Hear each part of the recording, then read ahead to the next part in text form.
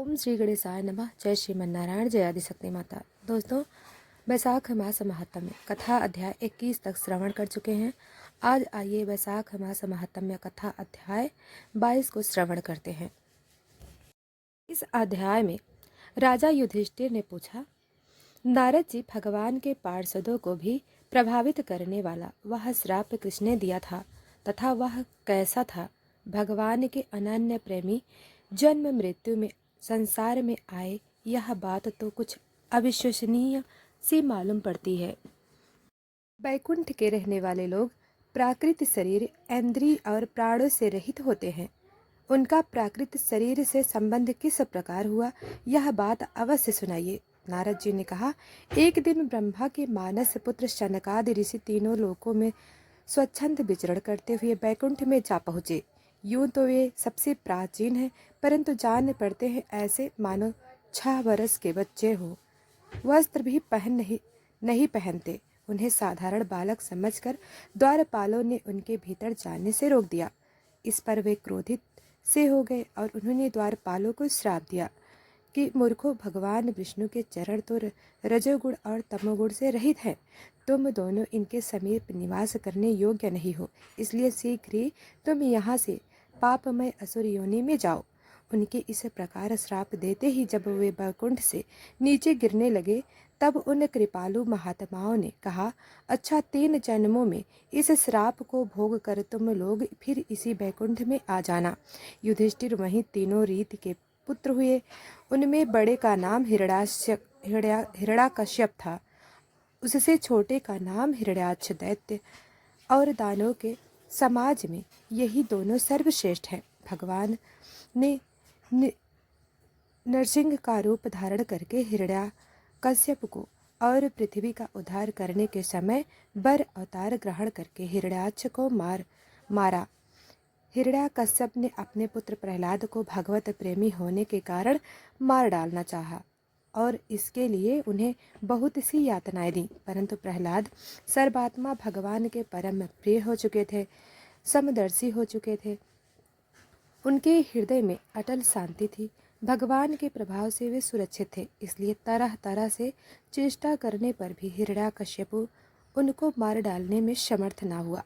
युधिष्ठिर वहीं दोनों विश्वामुनि के द्वारा केसनी के गर्भ से राक्षसों के रूप में पैदा हुआ। उनका नाम था रावण और कुंभकर्ण। उनके उत्पातों से सब लोगों में आग लग गई। उस समय भी भगवान ने उन्हें सांप से छुड़ाने के लिए राम रूप से उनका वध किया। युधिष्ठिर, मार्कंडेय मुनि के मुख से तुम भगवान श्री राम का चरित्र सुनोगे। वे दोनों जय विजय इस जन्म में तुम्हारे मौसी के लड़के शिशुपाल और दंत वक्र के रूप में क्षत्रिय कुल में उत्पन्न हुए थे। भगवान श्री कृष्ण के चक्र का स्पर्श प्राप्त हो जाने से उनके सारे पाप नष्ट हो गए और वे स्कांद से साप से मुक्त हो गए। बैर भाव के कारण निरंतर ही वे भगवान श्री कृष्ण का चिंतन किया करते थे। उसी तीव्र तन्मयता के फल स्वरूप वे भगवान को प्राप्त हो गए और पुनः उनके पार्षद होकर उन्हीं के समीप चले गए। युधिष्ठिर ने पूछा, भगवान, हिरण्याकश्यप ने अपने स्नेह भाजन पुत्र प्रहलाद से इतना द्वेष क्यों किया?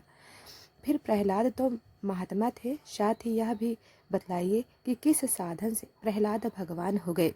नारद जी ने यह कहा, युधिष्ठिर, जब भगवान ने वर अवतार धारण करके हिरण्याक्ष को मार डाला, तब भाई के इस प्रकार मारे जाने पर हिरण्याकश्यप रोष से जलकर भुन गया और शोक से संतप्त हो उठा। वह क्रोध से कांपता हुआ अपने दांतों से बार बार होंठ चबाने लगा। क्रोध में दहकती हुई आँखों की आँख से धुएं से धूमिल हुई आकाश की ओर देखता हुआ वह कहने लगा। उस समय विकराल आग उगलने वाली उग्र दृष्टि पर चढ़ी हुई कारण उसका मुंह देख न सका। भरी सभा में त्रिशूल उठाकर उसने दोमर्धा, त्रच्छ, संद, सतबाहु, नमोची, पाक, इल, विप्रचति, पुलोमा और सुकुन आदि का संबोधन करके कहा, तत् और दानव, तुम लोग मेरी बात सुनो और उसके बाद जैसा कहता हूँ वैसा करो। तुम्हें यह ज्ञात है कि मेरे छद्र शत्रुओं ने मेरे परम प्यारे और हितैषी भाई को विष्णु से मरवा डाला है। यद्यपि वह देवता और दैत्य दोनों के प्रति सम्मान है, तथापि दौड़ धूप और अनुनय विनय करके देवताओं ने उसे अपने पक्ष में कर लिया है। यह विष्णु पहले तो बड़ा शुद्ध और निष्पक्ष था, परंतु अब माया से वर आदि रूप धारण करने लगा और उसके स्वभाव से चित्त हो गया। बच्चे की तरह जो उसकी सेवा करे उसी की ओर हो जाता है, उसका चित्त स्थिर नहीं है। अब मैं अपने इस शूल से उसका गला काट डालूंगा और उसके खून की धारा से अपने रुधिर प्रेमी भाई का तर्पण करूंगा। जब कहीं मेरे हृदय में पीड़ा शांति होगी, उस मायावी शत्रु ने नष्ट होने पर, पेड़ की जड़ कट जाने पर डालियों की तरह सब देवता अपने आप सूख जाएंगे, क्योंकि उनका जीवन तो विष्णु ही है। इसलिए तुम लोग इसी समय पृथ्वी पर जाओ। आजकल वहाँ ब्राह्मण क्षत्रियों की बहुत बढ़ती हो गई है। वहाँ जो लोग तपस्या, यज्ञ, स्वाध्याय, व्रत और दान आदि शुभ कर्म करते रहे हैं, उन सबको मार डालो। विष्णु की जड़ द्व जातियों का धर्म कर्म, क्योंकि यज्ञ और धर्म ही उसके फल स्वरूप हैं। देवता, ऋषि, पितर, समस्त प्राणी और धर्म का वही परम आश्रय है। जहाँ जहाँ ब्राह्मण, गाय, वेद, वर्णाश्रम और धर्म कर्म हो, उन उन देशों में तुम लोग जाओ, उन्हें जला दो और उजाड़ डालो। स्वभाव से ही लोगों को सताकर दुखी होते हैं।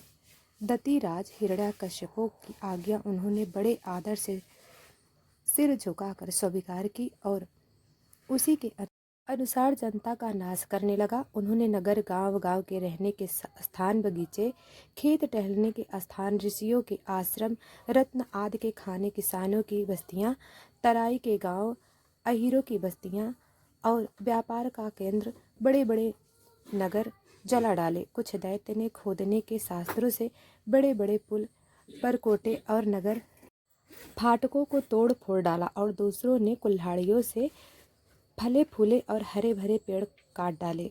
कुछ दैत्य ने जलती हुई लकड़ियों से लोगों के घर जला दिए। इस प्रकार दैत्य ने निरप्रजा का बड़ा उत्पीड़न किया। उस समय देवता लोग स्वर्ग छोड़कर छिपे रूप से पृथ्वी पर विचरण कर रहे थे। युधिष्ठिर भाई की मृत्यु से हिरण्याकश्यप को बड़ा दुख हुआ। जब उसने उसकी अत्याष्ट क्रिया से छुट्टी पाली, तब शकुनी स्वयं धृष्ट, भूत, अंस्तापन, वक्र, कालानाभ, महानभ, हरिश्मश्रु और उत्कवच अपने इन भांजों को सांत्वना दी। उनकी माता रुभानु को और अपनी माता दीति को देश काल के अनुसार मधुर वाणी से समझाते हुए कहा। तो इसी के साथ यह अध्याय समाप्त हुआ। बोलिए जय श्रीमन नारायण। दोस्तों, कल हम अगला अध्याय सुनाएंगे। वीडियो को लाइक सब्सक्राइब नहीं किया है तो अभी कर लें। धन्यवाद।